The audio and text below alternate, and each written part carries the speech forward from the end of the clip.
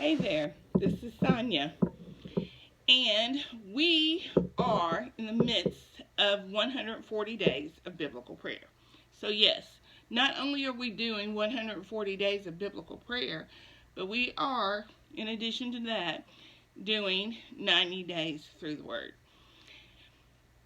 And yesterday in my Bible fellowship class, I heard the reading of Daniel's prayer after the Lord had blessed him with the interpretation of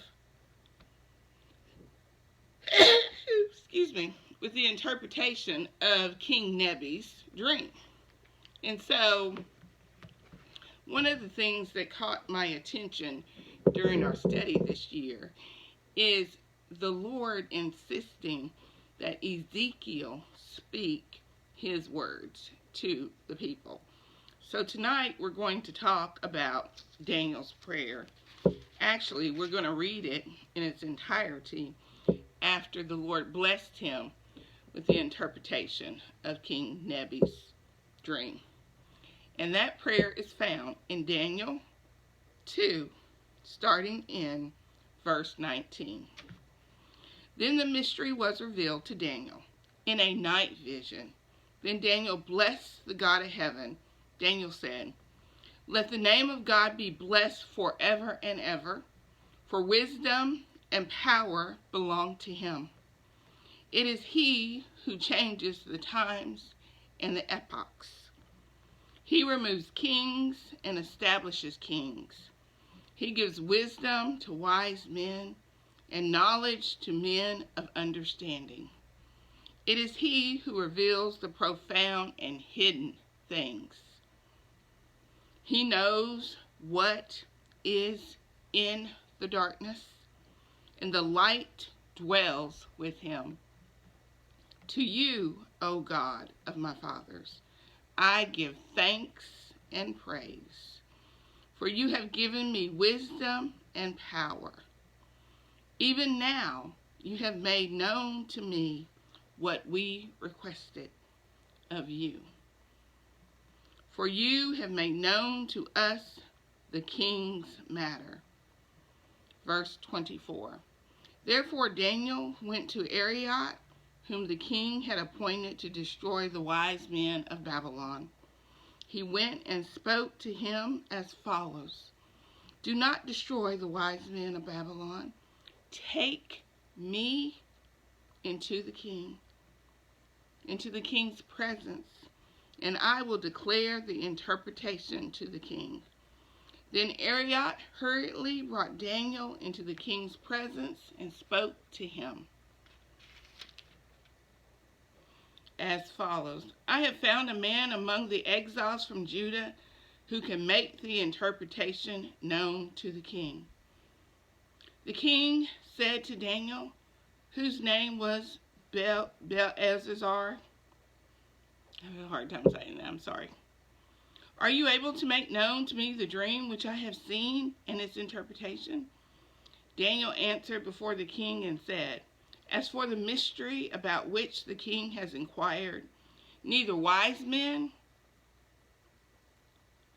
magicians, nor diviners are able to declare it to the king. However, there is a God in heaven who reveals mysteries, and he has made known to King Nebi what was taking place in the latter days. This was your dream and the visions in your mind while on your bed. As for you, O king, while on your bed, your thoughts turned to what would take place in the future.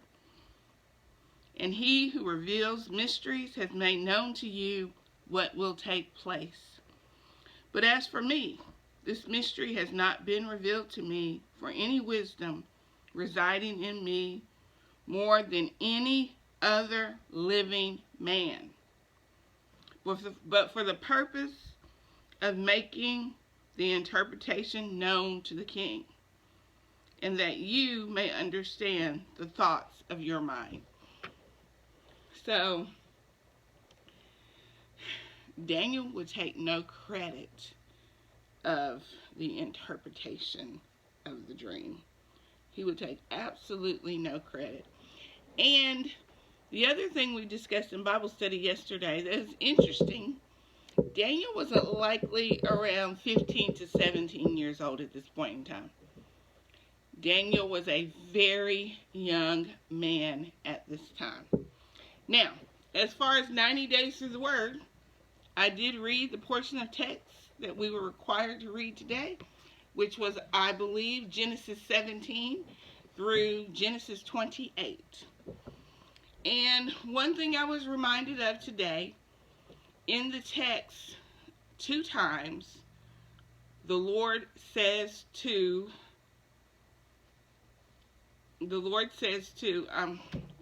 oh wow, I can't remember who he was saying it to. But anyway, he's talking about Sarah becoming pregnant. And he says twice in the text that in a year's time, he says that twice in the text that we read today in verses 17 to 28, that she would have this child in a year's time. And he also says, I will return in around a year.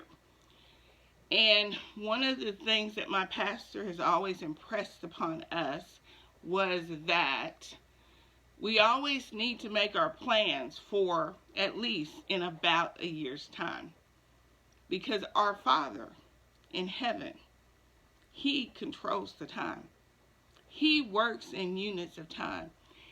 And only His time is divine. That is a little Sanyaism for us. But twice in the text, if you'll look back in your reading from today, or if you'll look back in Genesis 17 through 28, you will find that the Lord spoke in regards to Sarah becoming pregnant. He spoke twice of a year's time. Our Father works in units of time. And so we need to be patient while He is working all things for the good of those who love the Lord and are called according to His purposes. I hope and pray that you have a blessed day and evening in the Lord.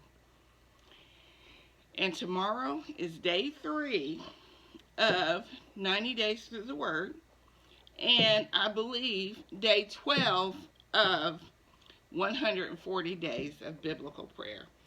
This is Sonia McCullough-Lockery signing out for all the things. Thank you, and have a blessed day in the Lord.